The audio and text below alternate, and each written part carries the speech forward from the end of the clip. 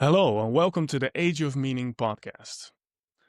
In order to understand where you are, you need to understand where you came from. In the first episode of this podcast, Andrew and I talked about the meaning crisis, the lack of a shared overarching meaning structure to answer the existential questions of life. What does reality truly consist of? How should we relate to the universe that we inhabit? What is the purpose of life? It seems today that we are facing what can be called a meta crisis. We see that environmental, socioeconomic, and mental health crises are occurring simultaneously, while the fragmentation of worldviews and online autodidactism has left people vulnerable to politicization and social tribalism. Our way of life has become unsustainable in many ways, yet we struggle to figure out how to orient ourselves differently. So, in today's conversation, Andrew and I will be exploring more deeply how it is that we got to this point. Looking back into history, we can actually trace the development of the Western mind through the centuries. We can then start to see how a sacred worldview was slowly replaced with a mechanistic worldview. But also, we see how our modes of knowing changed through the centuries. What we will get into is how it's not just a linear process of the loss of a religious or symbolic meaning structure, but on the contrary, modern science and reason brought real gains. The full price for these gains, however, the loss of a sacred canopy and the lived way of relating to that, is something we're still paying now. So, in this conversation, we'll be covering a timeline that spans several millennia. So, if you're losing track at some point, that's completely understandable. Please bear with us as we try to get a grip on what we think are some of the most important developments in the history of ideas about how to make sense of life. Because we believe that if we have a better understanding of where we came from, it will help us orient ourselves in the present moment amidst a lot of confusion and uncertainty. And only then can we start to think about a way forward. Hope you enjoyed this episode. Right. So, what we talked about last time is the meaning crisis. And I think we gave a bit of a general overview, and then we also just, went on a little tangent here and there, bringing in different ideas. And that was sort of a free-ranging conversation, covering the topic. But I think by far we didn't exhaust what can be said about that. And I thought maybe what we can do is to be a little bit more systematic about trying to get a grip on the narrative of how we got here to begin with, right? Like, how did we arrive at this moment in history? What has been the development of ideas of thought throughout the past 20, 25 centuries that led us to this moment? And then we maybe can sort of take it from there. What do you think? Sounds good. Yeah, you're going to be presenting the work you've done largely based on John Vervaeke's book, Awakening from the Meaning Crisis. And also, I believe, some Jungian thought from Aeon. And so, yeah, this is basically the last couple thousand years. Well, basically, it goes all the way back to 40,000 years ago, right? Which is when the kind of timeline begins of the Western mind and Western thought, and how that's developed and led us up to this moment in time. Yeah. So I'm very much looking forward to hearing this story. Yeah. Yeah, so it's interesting. I just finished John Vervaeke's Awakening from the Meaning Crisis, which is the book he just released in 2024. Finished it about 2 weeks ago or something, and that really inspired me to kind of create a timeline for myself to figure out, like, what does the history of ideas actually look like? Because he basically diagnoses the meaning crisis, and he does that through a genealogy of how we got there. So, what the origin is of the meaning crisis, and he paints a sort of chronological picture of the development of ideas. And then I just started to summarize that and create a timeline for myself. But then I also realized that a lot of things are still missing in this timeline. So I started to supplement the timeline with additional insights and things that I learned in my master's, and sort of bringing in different angles to make sense of this history. And then it just became this massive, huge timeline table It's a that ridiculously I've big timeline. yeah, it's so big that I can't export it anymore. Um, Really? yeah. I was And gonna ask if you wanted to link it underneath this episode, perhaps. yeah, But it's maybe. I too think big. at some I'm still working. I still work in progress. At some point, I probably will publish it, because I think, well, for me, it's super helpful to understand basically this history. And it's a history of our worldview. Like, how did our worldview develop over the years and change, or our modes of sense making, and with that also the modes of knowing that we engaged in. So you have propositional knowing, which is the knowing, it's like statements about what's true or what's false. That's the type of knowledge that we're really accustomed to, talking about when we're talking about knowledge. But as John Vervaeke explains, there's other modes of knowing that have been more prevalent throughout different stages of our history, like participatory knowing, which is a mode of knowing that comes from actually, participating in something that's greater than you. For instance, like if you participate in a relationship, there's a certain knowledge you get out of that experience, which you can't really get from just propositions. It's like it comes from being a part of that. And there's also perspectival knowing. It's like having a certain perspective. It's a specific form of knowledge. And then there's procedural knowing, so like knowing what it's like to go through a certain process. And so John Vervaeke really puts that on the map. It's like there are these different modes of knowing, and even though we have prioritized propositional knowledge in the sort of the modern in the modern mind, these other modes of knowing are actually very important when it comes to the broader project of sense making or meaning making.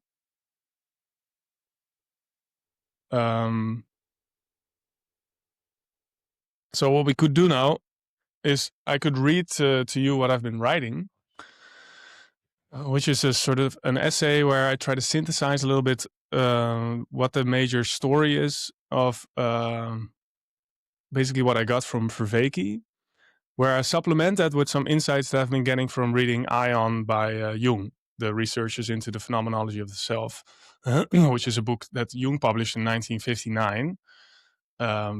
And it's been very illuminating to read that or to listen to it.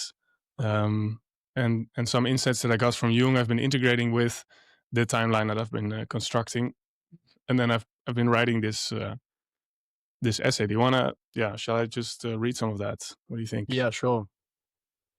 And maybe. Mhm. Yeah. Well, let me just get my notebook. Yeah, sure. Give me a second. If you're gonna be reading a lot, I'm gonna need to take notes. Yeah.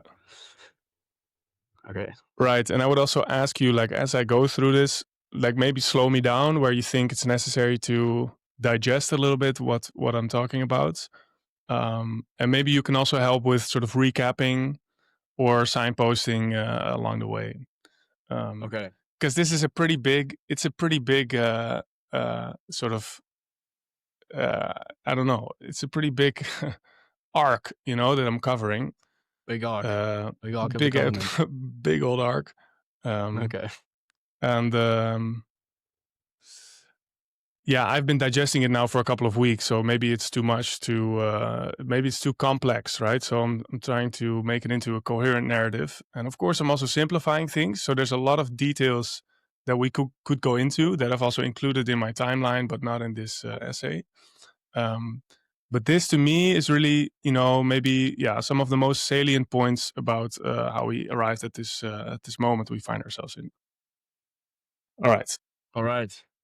So, go ahead. The Western mind is starting to awake from the hangover left by the scientific enlightenment. Without realizing the consequences, we have ventured down a path a long time ago that led us to this moment in history, where we have become strangers in a strange world. No longer part of a bigger story, no longer part of a higher order. Nothing to live for except optimizing our own happiness, and it's making us miserable. What is at stake in this story is not merely a change in beliefs, but a transformation in how human beings know at all. Western culture has moved through distinct modes of knowing, from participatory knowing, in which meaning is encountered through ritual, symbol, and lived attunement to a meaningful cosmos, to representational knowing, in which the mind stands over against the world and secures certainty through abstraction, to eventually instrumental knowing, where knowledge becomes a tool for prediction, control, and optimization. You see, many centuries ago, we made a bargain. We would study nature, even when it would come at the expense of our religious beliefs, because knowledge of nature would give us something invaluable: certainty. That's the point, right? You bracket questions of value, purpose, and meaning. You focus on mathematics, on measurement, and repeatability. And then where there's tremendous success that ensues. Basically, by approaching nature as if it were a value-neutral system governed by laws, we achieved tremendous instrumental power. What was initially a methodological move gradually hardened into ontology. So our view of being itself, what it is, what it consists of. The universe became mundane, mechanistic, and material. Another development happened at the same time. In a world where the dualism between subject and object is the point of departure, rigorous philosophy eventually drives us to the conclusion that all meaning and value whatsoever is held within the mind of the subject. Knowing becomes representational rather than participatory. The mind doesn't encounter reality, it encounters its own projections, its own concepts. Stripped of all subjectivity, the universe becomes an inert mechanism that can be studied mathematically and exploited. States grow stronger, mercantile capitalism expands, and colonial extraction accelerates. The ego of man feels reinforced by the increase in grip and power, and it is not yet fully cognizant of what the loss of the symbolic order will mean down the line. At the same time, the human mind becomes increasingly isolated. Immanuel Kant puts the nail in the coffin when it comes to the epistemic gap. Our ability to know reality out there. Truth be told, the epistemic gap was already opening through nominalism, which is the idea that really our concepts and categories are nothing more than that. They're concepts that of our own making. They don't necessarily point to something that has an independent existence out there. Mechanization and representationalism, which came before Kant. But really what Kant does is he formalizes it and then he secures it philosophically. So the mind, he argued, does not discover intelligibility in the world, it imposes it. Space, time, causality, and form are structures of cognition. The thing in itself remains wholly inaccessible. Truth is permanently severed from participatory realism. Meaning, in the strong sense, is now fully ungrounded. Yet, and this is interesting, at the same time, culturally speaking, an ontology of materialism and later realism takes hold.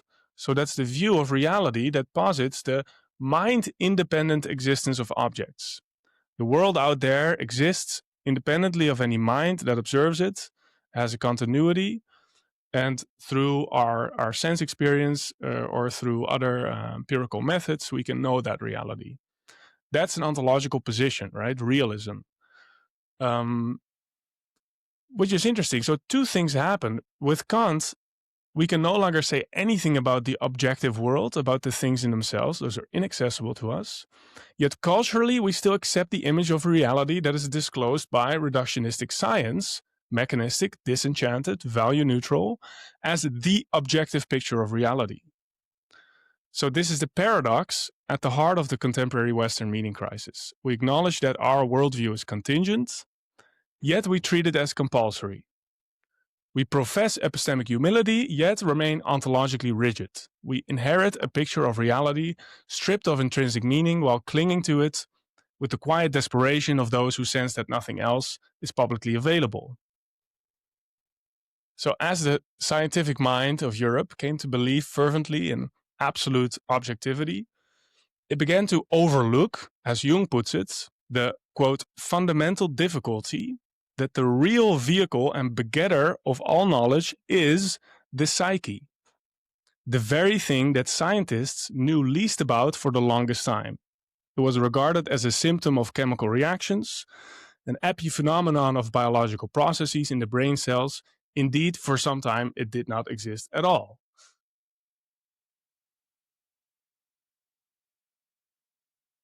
Initially, it was Christianity that gave us access to a language expressing the quintessence of inner experience. This language has become alien to our present way of thinking. Religious beliefs once made sense because people inhabited an enchanted religious world. People now inhabit a secular, disenchanted world, and so religious beliefs seem defunct. Through our study of the unknown out there, we have lost the symbolic order to understand and relate to the unknown in here, what Jung calls the collective unconscious.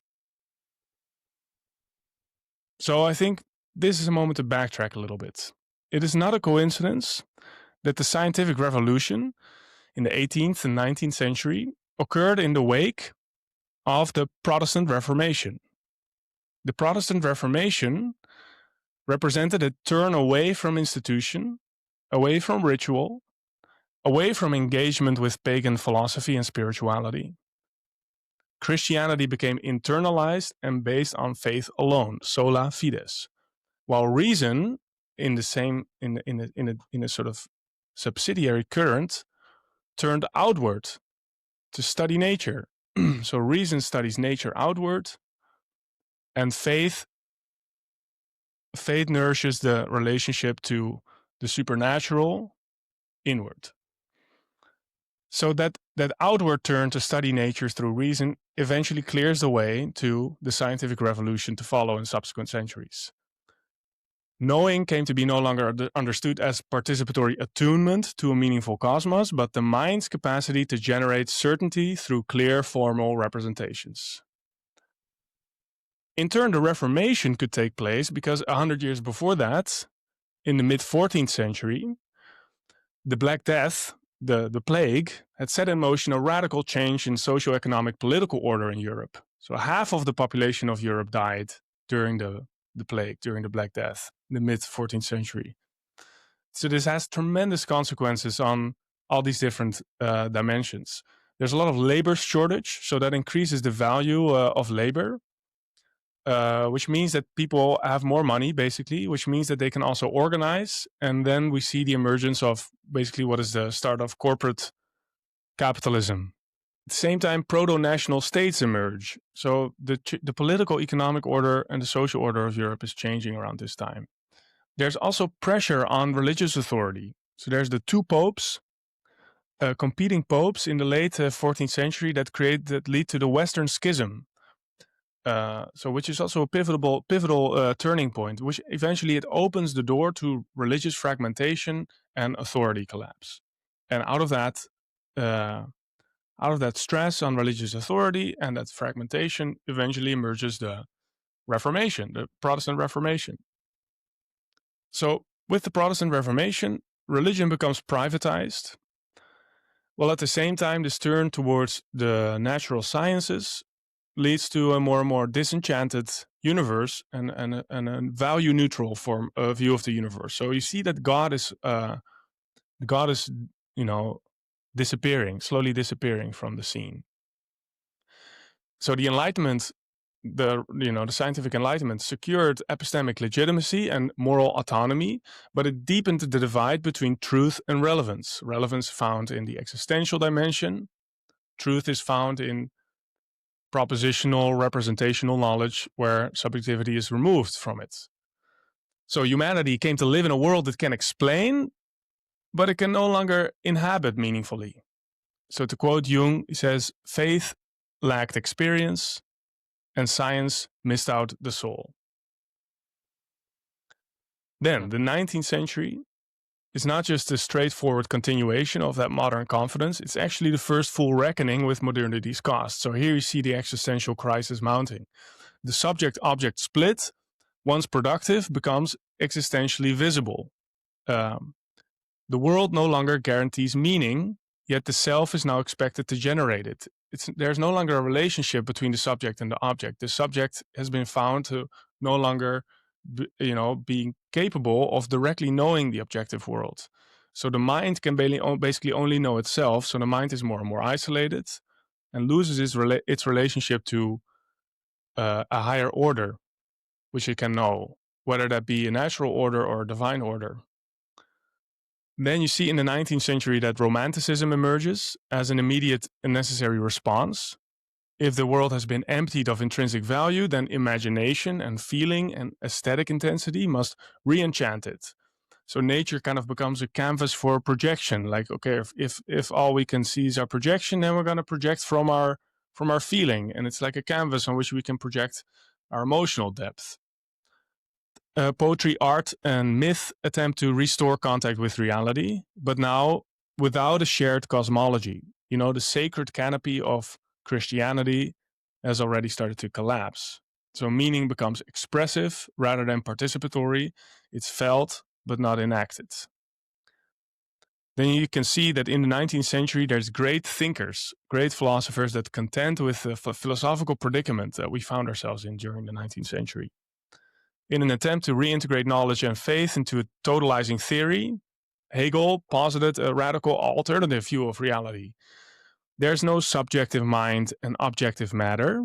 No, reality itself is a dynamic process of differentiation and integration that unfolds throughout the course of history. This is both the real and the rational, and it is best conceptualized as the great self-realization of one mind. So that's Hegel's answer to the crisis that is already mounting here. His absolute idealism, it's the Geist, it's the mind that constitutes the very substance of reality, and we partake in it. So it's a vast and elegant mythology of reason. That's what he calls that. But ultimately, it's also weightless. So Soren Kierkegaard exposes the existential hollowness of Hegel's totalizing theory. No individual can live inside of an impersonal system. Truth without risk and suffering and transformation is not the truth that can be lived. Meanwhile, Karl Marx inverts Hegel entirely, relocating meaning to material struggle and revolutionary praxis. He says, there's a dialectic, there's a thesis and an antithesis, but really it's class struggle, right? It's not the evolution of consciousness. So history acquires a telos, acquires a goal that we move towards, but at the cost of reducing spirit to economics. It's like for Karl Marx, the telos is the utopia to be strived after. And the means to achieve that is revolution. So there's no spirit. There's just the socioeconomic factors. And then, of course, Nietzsche comes around and he names what these systems can no longer hide. God is dead, the famous declaration. It's not because belief itself has vanished, but because the structures that once made belief meaningful have collapsed. Values are revealed as contingent, inherited, and exhausted. The will to power becomes the only remaining source of meaning. The capacity to create values in a meaningless world. Reason is reduced to a tool for framing and strategizing. It no longer discloses truth. And then there's Darwin, who completes the picture. He says, human beings are not the crown of creation, but we're simply the product of purposeless variation and selection. So basically, it's also a mechanistic process. So takes away all agency, right, from life in a way. Yeah, you could also add Freud into that. Yeah, exactly. It's just like this dumb libido, mindless will, just driving you at every moment. Yeah, and you just, yeah. Right. Might as well be an automaton. Yeah, and the world is indifferent, right? So we see that by Totally the end random. of the... Yeah, exactly. Totally Yeah. random. So funny. Yeah. Continue.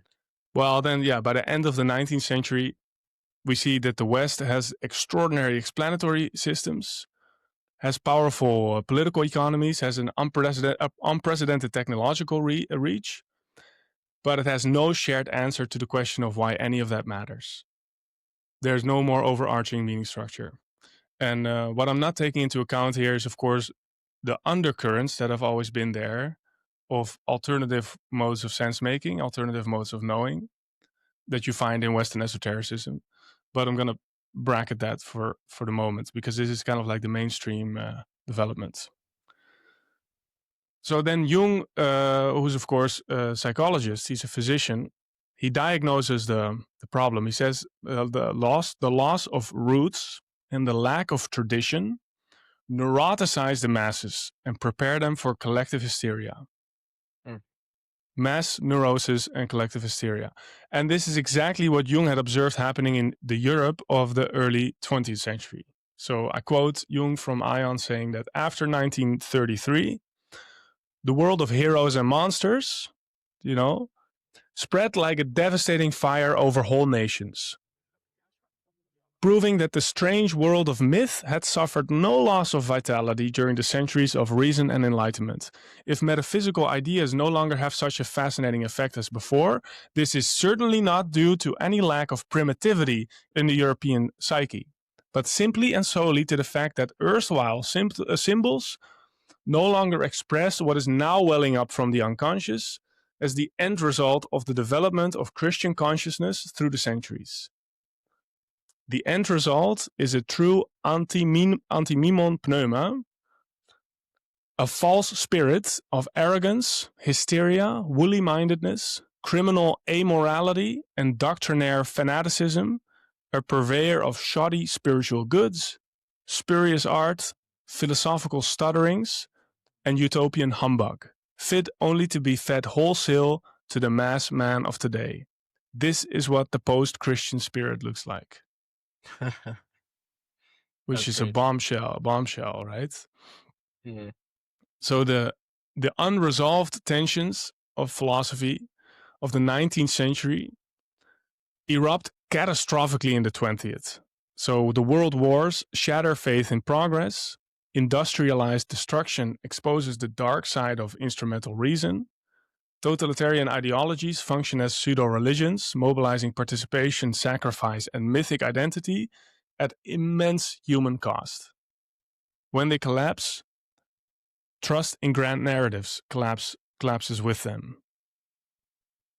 And then in the post-war period, which is what we are still a part of, a new configuration emerges, which is basically consumer capitalism, which provides comfort and choice in the place of purpose. Meaning is privatized, fulfillment becomes a personal project. And later, neoliberalism deepens this logic. The market becomes the primary coordinator of life, while responsibility for meaning is offloaded onto individuals. Under platform capitalism, even attention is monetized.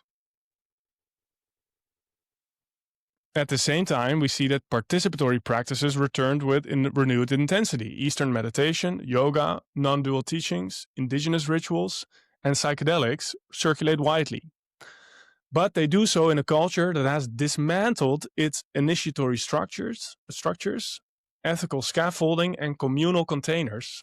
As Jung puts it, quote, anyone who believes that he can simply take over Eastern forms of thought, and we could say the same about Amazonian shamanism, is uprooting himself, for they do not express our Western past, but remain bloodless intellectual concepts that strike no chord in our inmost being. We are rooted in Christian soil, end quote. Which I think is a very important point. Like this, the tension has still not been resolved, and you can try and supplement that by,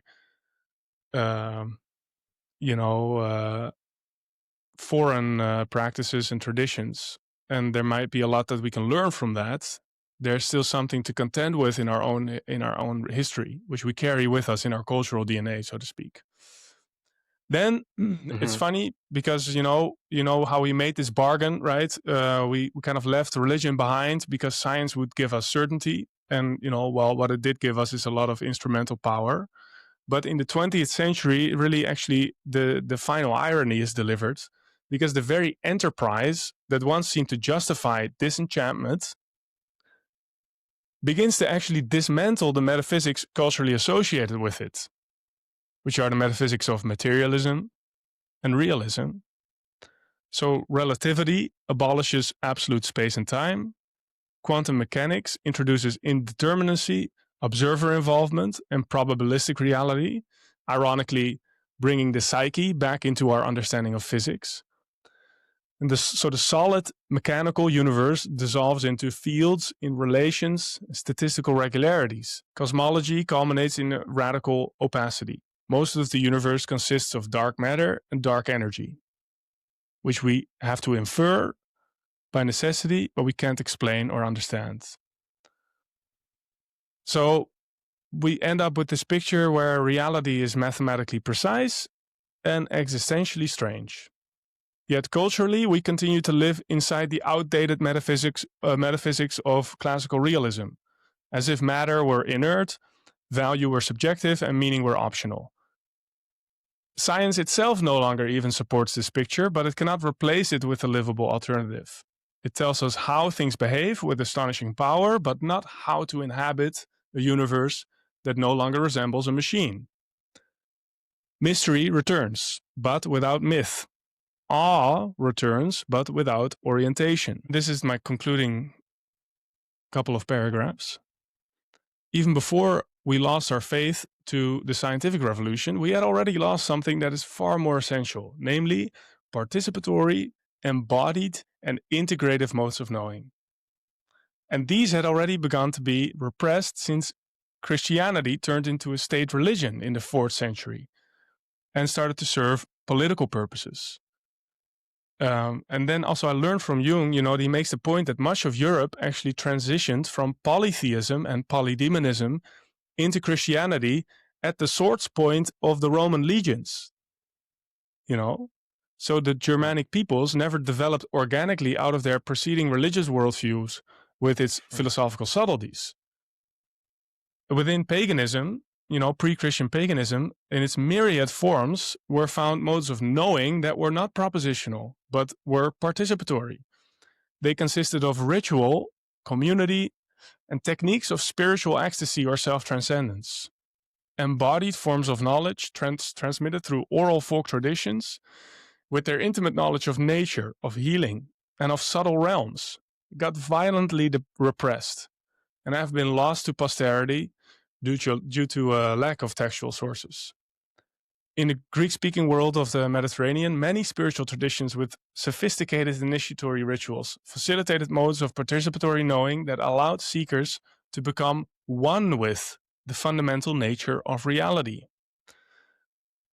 As Wouter Hanegraaf, our old professor, convincingly shows, Hermeticism, for instance, is such a tradition, flourishing in late antiquity, which was all about the realization of the self as one with the fundamental non-dual nature of reality, where the very subject-object dualism on which science depends is transcended in this participatory mode of knowing. So these things have existed in the pagan past and as pagan continuities, as undercurrents in Western esotericism throughout the history that I've just described. The interesting thing is that Christianity itself, at its spiritual core, also points towards that. Right. And I learned from Jung also 100%. that, the God-man is an archetype. And the God-man as archetype became a historical reality in Christ. And as an eternal presence, it reigns over the soul in the form of a supraordinate totality, which is called the self. And it is through realizing, in the sense of having an insight, but also making realizing this, that we can ourselves be redeemed, Does that, would that mean to say that Christ represents the self? Yeah. exactly. For Jung, it like a does. transcendental self, like The self with total, a capital S. the symbol for the complete totality. Um, and to speak of Christ here is not a return to dogma or belief as assent, but it's to name a psychological and a symbolic reality. The Well, it's archetypal also the image. case that, sorry to interrupt. It's also the case that Jesus himself spoke a different version of his teachings than what Christianity has become. Yeah. So Jesus' teachings himself were more non-dual Yeah. and more mystical and more in alignment with Hermeticism or Neoplatonism. Yeah. And then what it has become, which is completely different than the original Christian teachings or Christian Exactly. mysticism or Saint Augustus or something, or Meister Exactly. Eckhart. So there's kind of two Christianities as well, which is there's like the philosophical, mystical Christianity, and then there's like the watered down, kind of crystallized ideology for the masses Christianity. Yeah, which are very different. absolutely. Yeah. Just a side point there. No, that's totally true. And I think it's in a return to that lived, embodied form of spirituality, whether it be Christian or or pagan or some from some other tradition. It is through that mode of direct experience and participating in that. I think we can revive some of the meaning that we've lost through this historical process that we just described. The contemporary meaning crisis is not solved by new explanations or better explanations, but by the recovery of participatory forms of knowing. That can make the real experiential again. I think that's a key element. Yeah. I think that's a core element.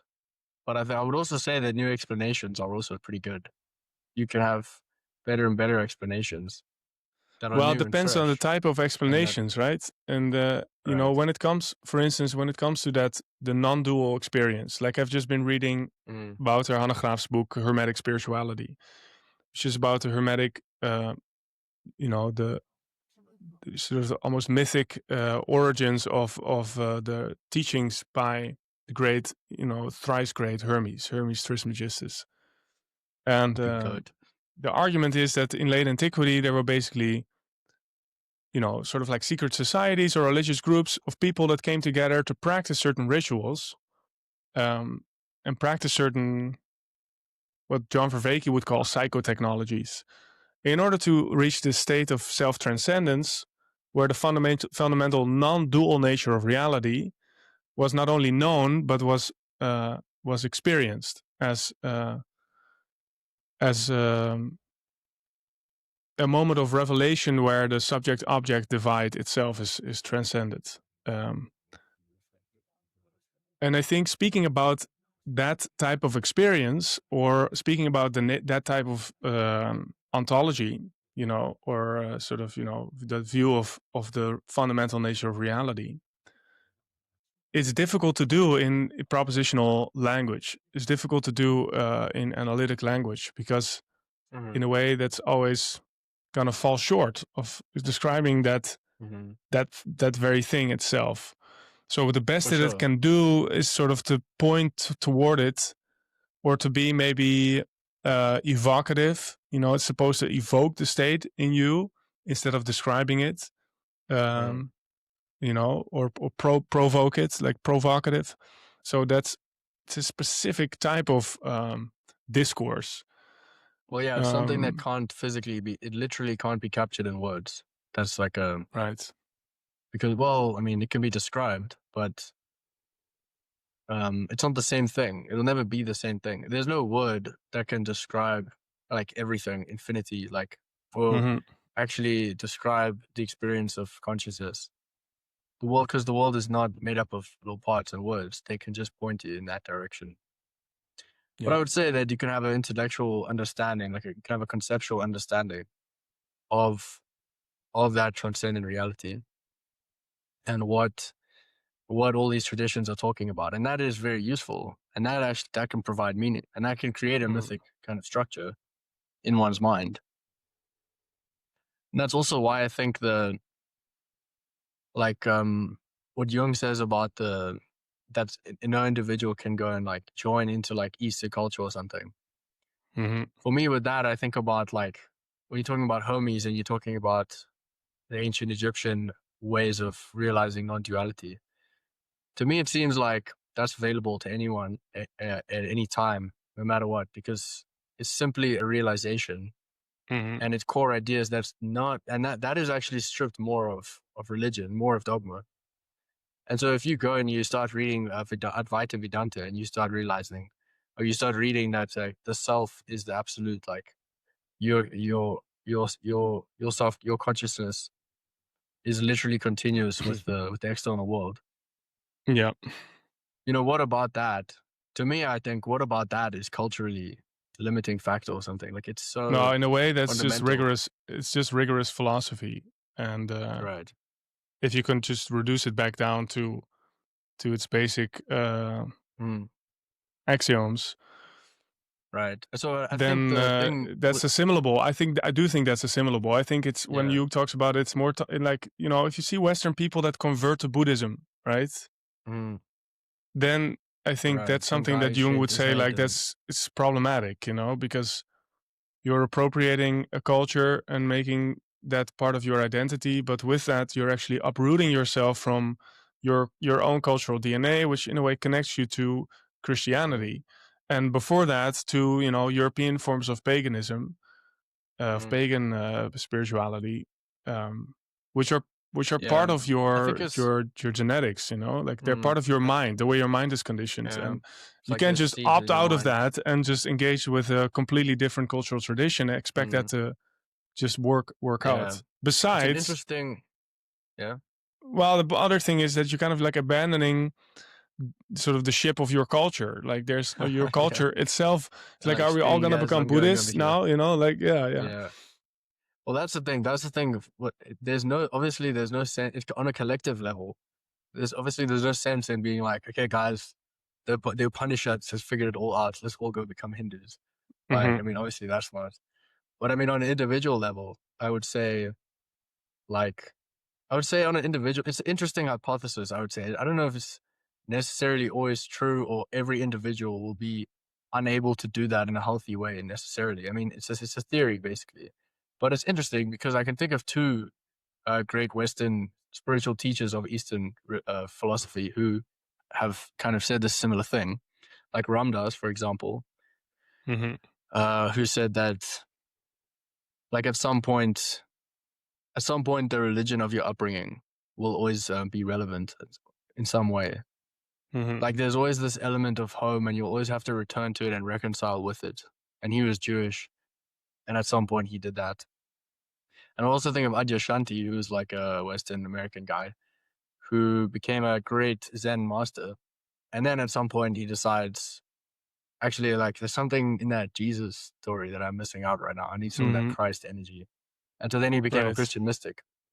But then he integrated the two.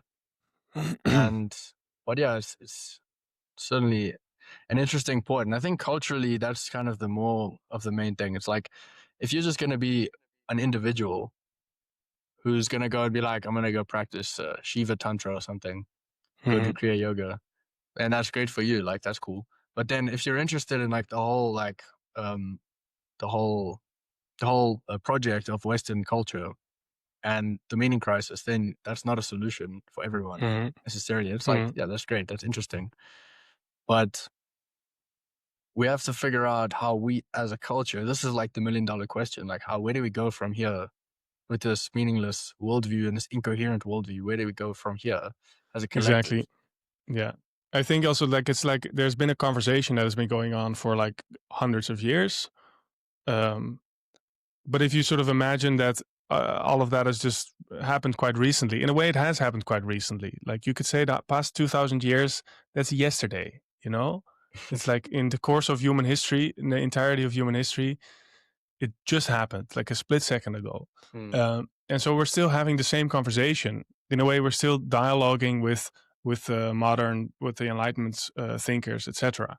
And Right. there's still some unresolved problems, that that these 19th century philosophers try to address, like Hegel and Nietzsche, etc. And it's like we're all still in the room with each other, and it's like it's still, well, the last word hasn't been said about it, right? There's still some unresolved tension there, and a lot of that tension, of course, erupted in the 20th century with the world wars, in this violence, in this return to, you know, kind of like almost like a mythic violence, political ideologies, fundamentalist political ideologies, and we've kind of been traumatized by that. We've been Can you talk a traumatized by little bit that. more about that? Yeah, I think that's really interesting because also that's the also a idea of Jungian idea, right? yeah, with the idea of the end of and that's also very fascinating. With the unconscious elements of the German people, but also in the spirit not of just the Lacan. Germans, but Right. But also the thing that would from that quote where he said that this is like the culmination of the Christian spirit or something. Yeah. And by that, the end point. And what I interpreted that as, which I'm not sure if it's what he means, but is that after all this time of being Christian, Mm-hmm. 2,000 years, then it's like there was like a rebellion against Christianity, and it's like we kind of Christianity lost its position, its significance, and then it was a rebellion out of the kind of maybe the moralizing element, like the God as a judge and the imposition to always be a good person, and then it's like Exactly. throwing morality out the window. There's no one's watching us, and we're just animals. Is that Yeah, definitely. I think so he says basically that the old symbols, so the old language of Christianity, could no longer express what was welling up out of the unconscious, and it's like it culminated in this, you know, big eruption of violence. In a way, it has to do with the fact that the shadow of the human psyche wasn't properly integrated in Christianity, and Jung talks about that in Ion, that the figure of Christ is perfect, but it's not complete. In Christian dogma, it's not a complete figure. He's kind of like he misses his other half, and that other half becomes embodied by, you know, the devil or Satan, and becomes externalized.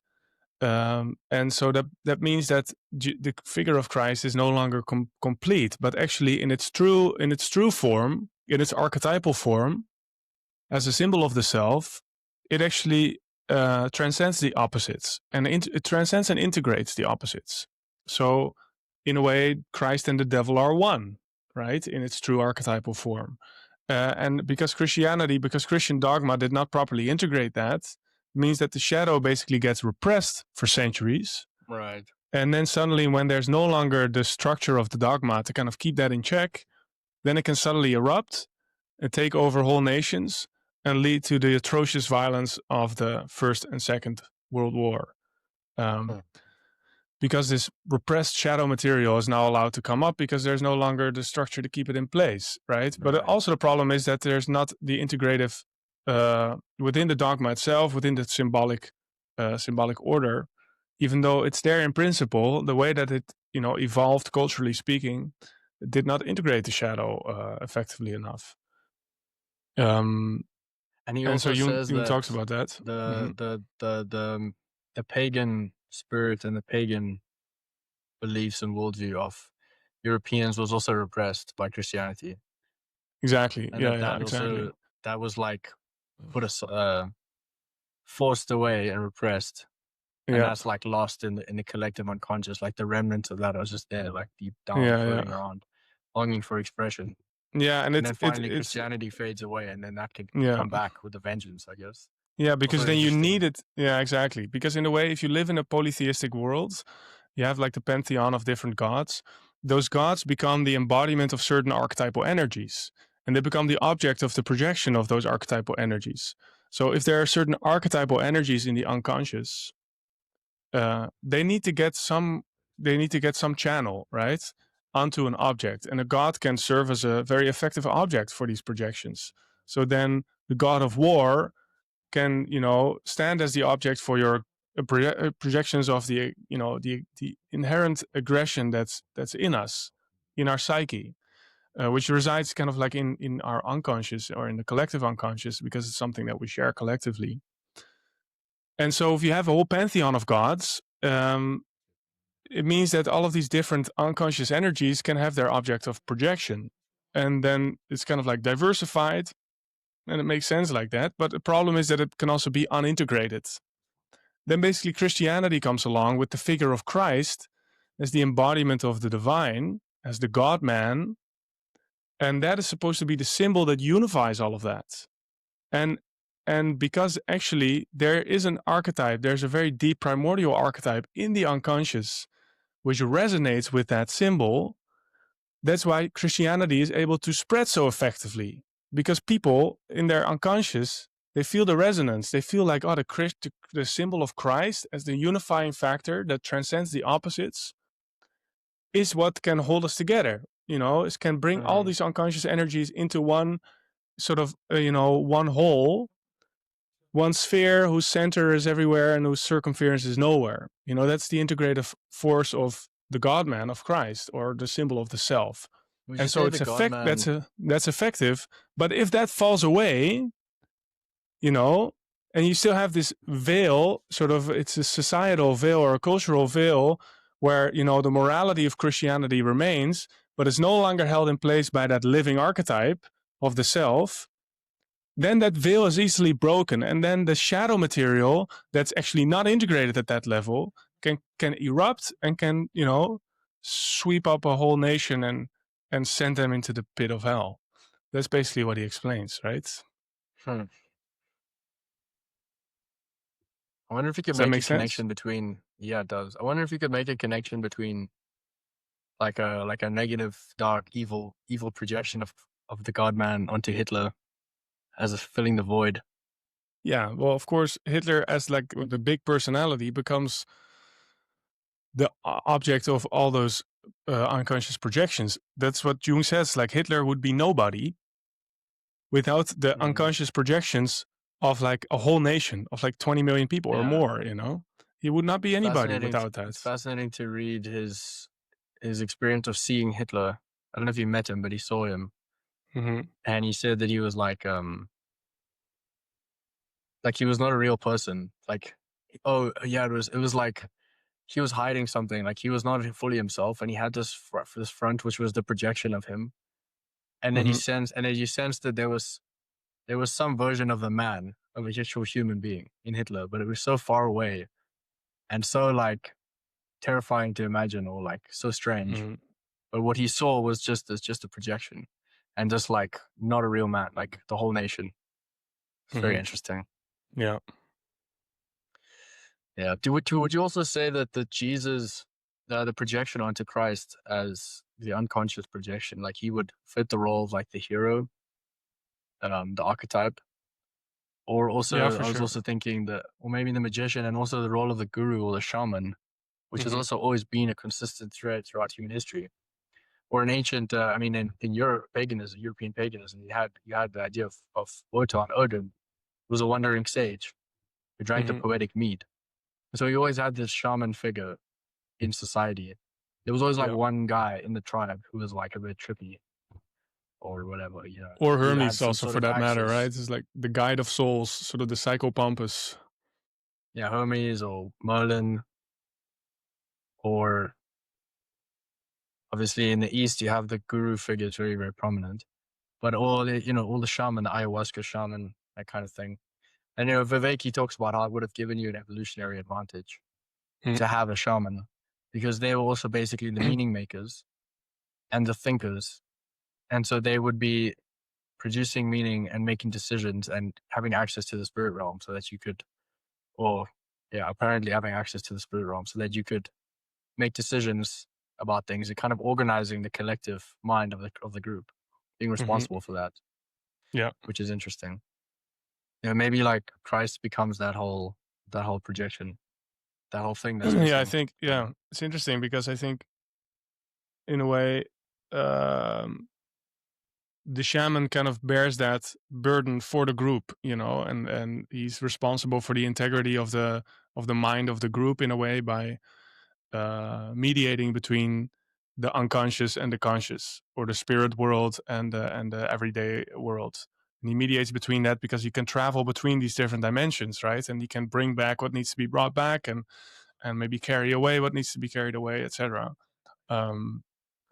I think Christ is categorically different in the sense that, he leads by the example that it's now not one in the collective, but it's every single individual in a way that has the potential to follow in Christ's footsteps and to discover, the kingdom of heaven within. And I think when Christ says, like, me and the Father are one, what he's implying is that, like, every single one of us is one with the Father, if we would only realize that. And we're all sons of the divine and daughters of the divine. Um, and that Christ showed the way in a way by being the perfect embodiment of that. But it's almost like he's a herald of that very thing happening, in the very heart of every single human being, and that then the human being itself can stand on the precipice between these different dimensions, between these different worlds, and be in a place where it's no longer the dualism between this world and that world, the conscious and the unconscious, but there can be a healthy mediation between both, because we can stand into relation to, what for Jung is the archetype of the self, you know, and that is in a way what we now need to attain, perhaps culturally, is to, facilitate that the emergence of that very spirit in the individual, and that's not to say that we should all become Christian, right? Because the whole idea of becoming a Christian kind of misses the point, right? Because then you revere Christ as a God who is external to you, as an object of your reverence. I feel like that's how And it has been as well for the majority of history. mhm, It has been that view of Christ. yeah, So this other view doesn't, I wouldn't say that it applies, this view of Christ actually representing to you that you can become like Christ mhm, and the kingdom of heaven is within you. I mean, that's very, very much hidden in the standard church authorized Christian version, which has yeah, been the thing for a long time. mhm. Yeah, Yeah. people, yes, totally. And how many people haven't been terrorized by the sort of vision of fire and brimstone from the apocalypse, and just been ruled with terror and guilt and shame and fear, Right. and like, how antithetical is that to the teaching of Christ's universal love, Yeah, and then and they'll say like Jesus loves you, as if it's like Steve down the road. It's just like this guy who yeah, just loves you, but yeah. he's also like God with a beard in the clouds, Hmm. and he's Steve down the road, and there's a spirit which is like a ghost floating around, and then somehow there's omniscience, and that cosmology is like, yeah, I mean, it makes sense why people no longer followed it, because it literally didn't, it wasn't enough. I would say it's not enough intellectually, it's not enough spiritually.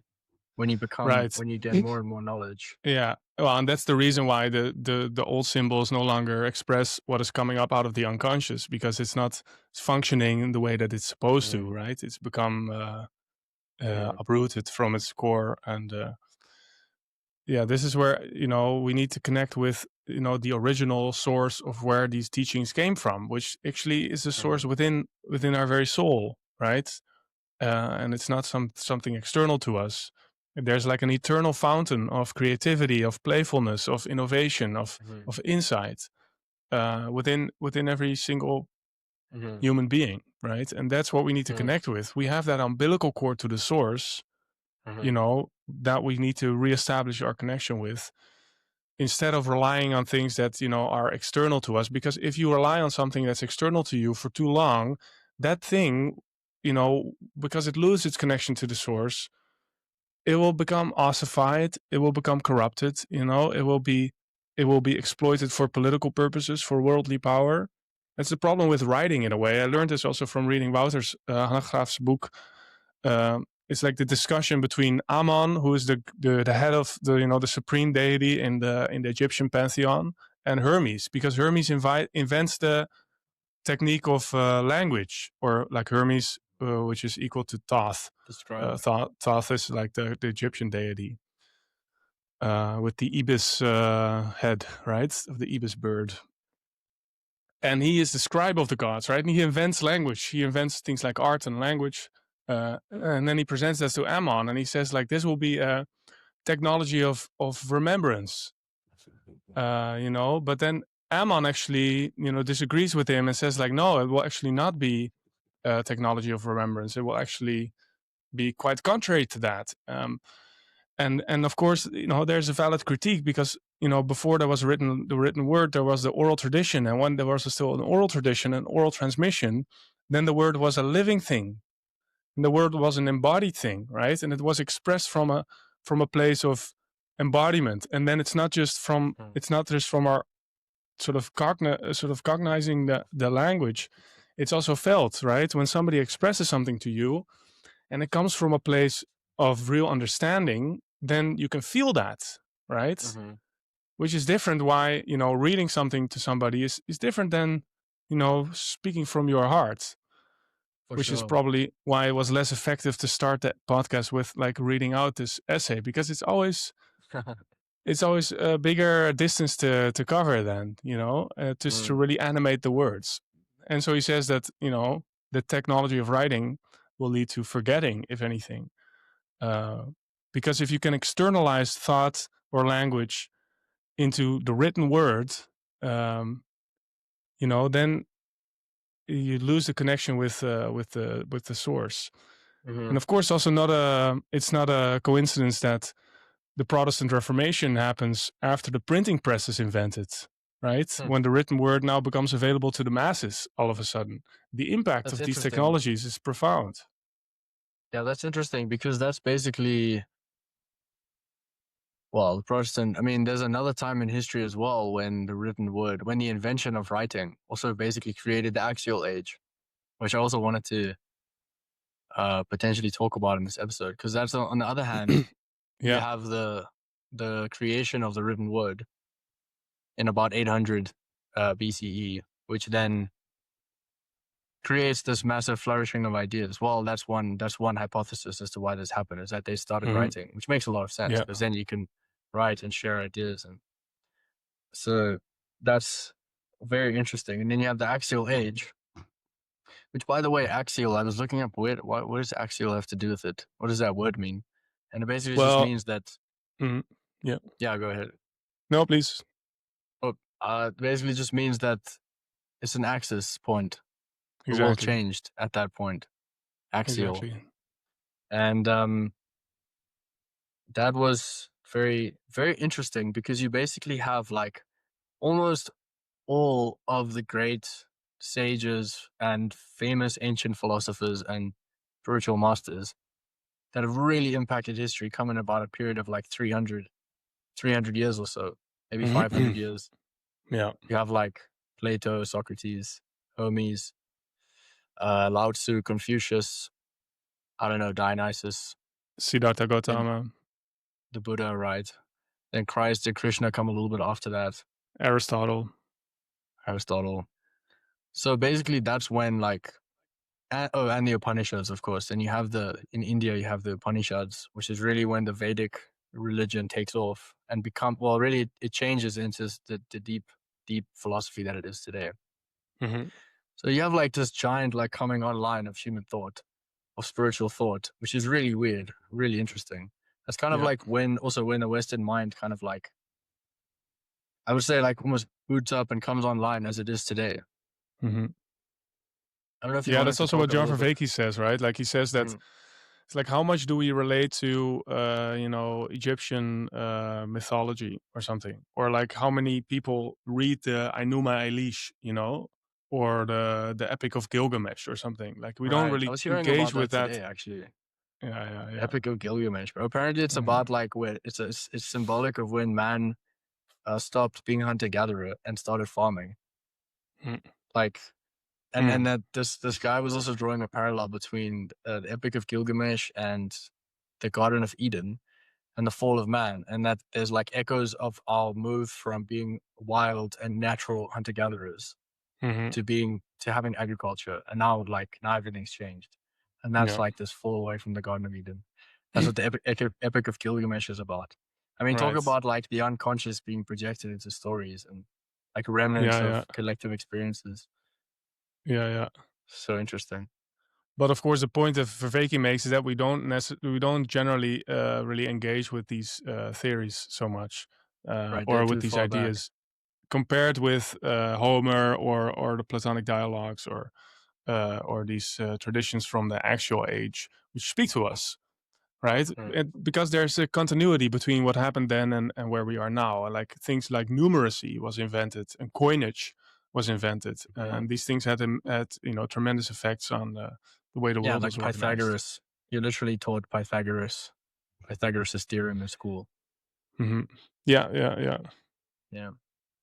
I think that, but do you think there's an interesting parallel between the shift, like, because when you gave the timeline, you started kind of more recent years, but you can also go back to 40,000 years ago, and then the participatory cosmos, and then early civilization and a collapse, which led to the axial revolution.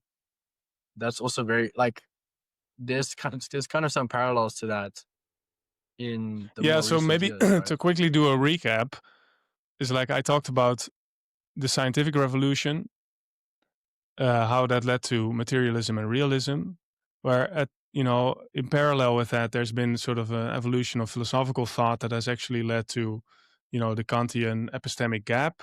It's like the problem with the dualism of subject and object, the idea that really we're just isolated minds. We can know nothing but our own cognitive structures. Can say nothing about objective reality. So there's a tension there, between a reductionistic scientific approach of reality as if it's object mind independent, and the philosophical conundrum of really not being able to know any objective reality outside of our That's a very subjective interesting minds. point. Yeah. Uh, and then I connected that scientific revolution to the Reformation that happened before that, where it was a move away from participatory modes of knowledge, a move away from ritual.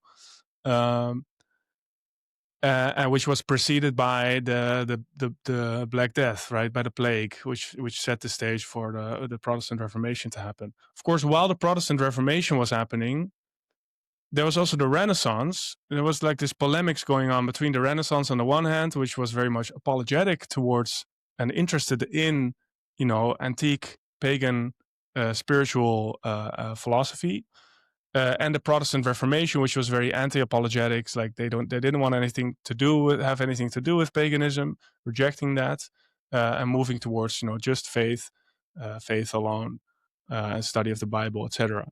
Um, and the Renaissance didn't, had this sort of there was this revival in the interest in uh, pagan spiritual ideas. And of course, there was a flourishing there, and it didn't really go away. But in Europe, it was the Protestant Reformation that had its most lasting effects. And because the Protestant Reformation also went hand in hand, or gave way to the scientific revolution, which had such epistemic power that kind of forgot about these, pagan spiritual philosophical ideas, or we appropriated them in a different way.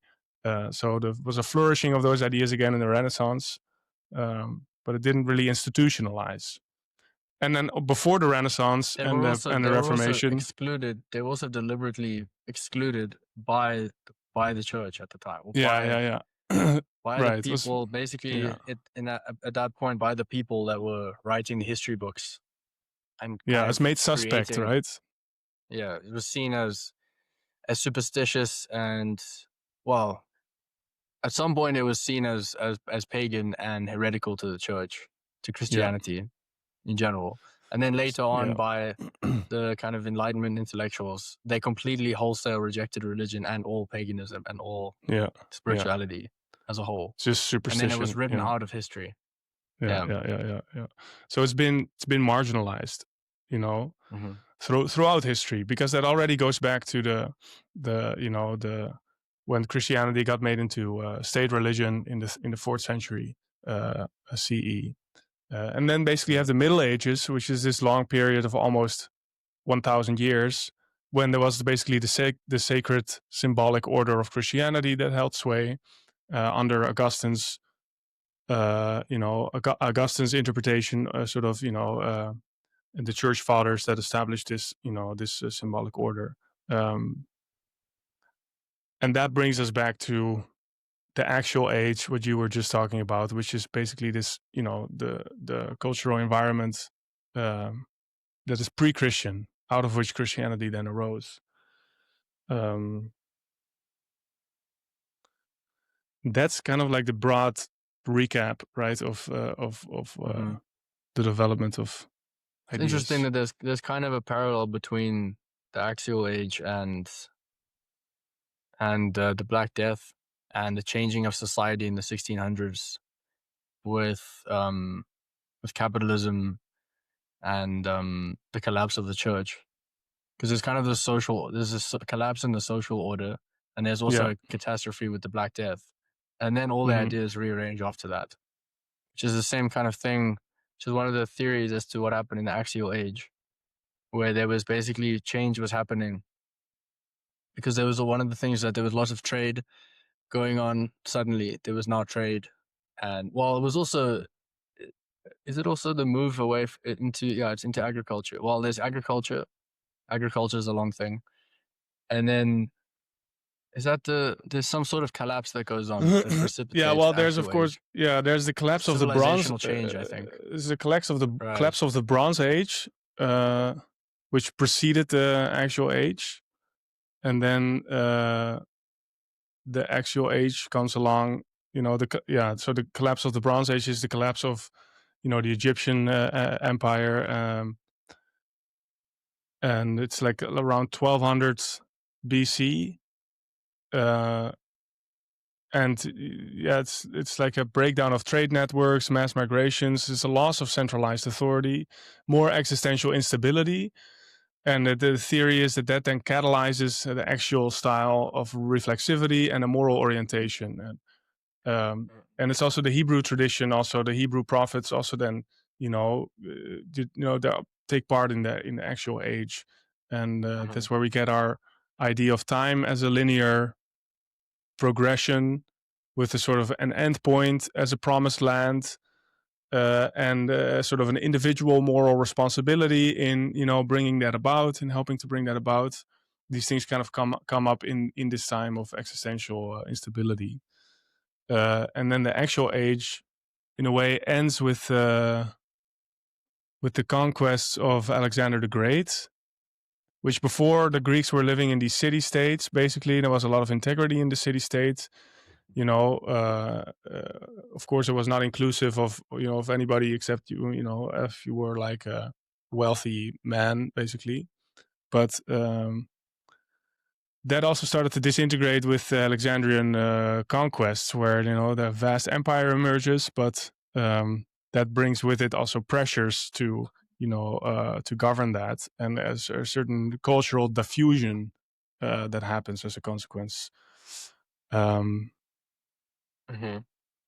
Which then, so that's interesting. The point you made also is like, that the political, economic, social order and the philosophical development or the development in worldview are very much intertwined, right?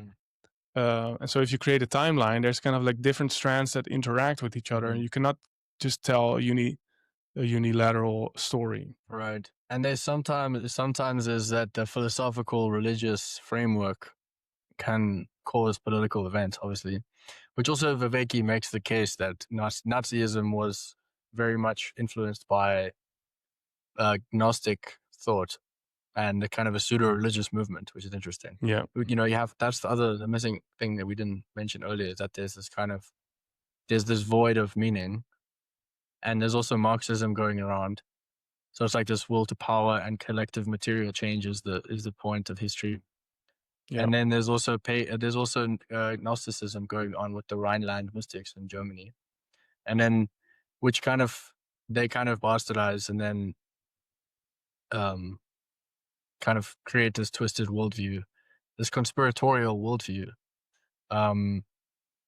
which is taken from Gnosticism. And so this kind of cosmology literally is like you can read it in Mein Kampf, like the book that the mythology that inspires. The kind of background and mythology that inspires Nazism, which is very interesting. I didn't know that before reading this book. Yeah. But also, like, it's very I was wondering if there might be a continuity between this kind of societal change or collapse that can lead to a breakdown of ideas and a loss in trust in the current worldview, and lead to a new uh, need for meaning, which you mean maybe in the world today, there's kind of a breakdown of ideas going on, a breakdown of society's order going on. Hmm. There's certainly a lot of massive amount of change, and it seems like even in the last 10 years or so, maybe 10, 20 years, Christianity has receded even more than it had before. Hmm. Like even, let's say 10, 20 years ago, people were more Yeah. Christian. I remember a time when um, it was still kind of taboo to say you were an atheist, right? Hmm. Back in the day, maybe not so much in the Netherlands, um, but definitely around the world, I would say. And so, like, it seems like, I don't know, maybe, do you think maybe now there's kind of this, it's not really like a civilization level collapse. Maybe that's like looming with like war and stuff and going on with Trump and all that. Um, but there's kind of like a breakdown of like the social fabric in a way, which might also open up the landscape of ideas and allow for a change up of worldview. Yeah, I don't know. I I don't don't know. know. I think, Maybe it's not you that could also, significant. or it's not that simplistic, because you can also complicate that Right. narrative by saying, like, well, actually, what we're seeing is also a return to religious values. With the sort of the J.D. Vance type Well, we are of, seeing that, revival of but that's these now though. But traditional. that's very recent though. Yeah, yeah. Well, that's what I mean, Yeah. right? You see Yeah. that Yeah. there's some return to religious values, but it's almost like a return to But that's fake fundamentalist though. religious That's like values, and fake it's more news. like a cultural Yeah. conservatism. Doesn't really have Yeah. a lot to do with spiritual views or metaphysical No. understanding. Not at all. Dude. JD It's not Vance very is not interested theological. in JD Vance is not interested in metaphysical understanding, bro.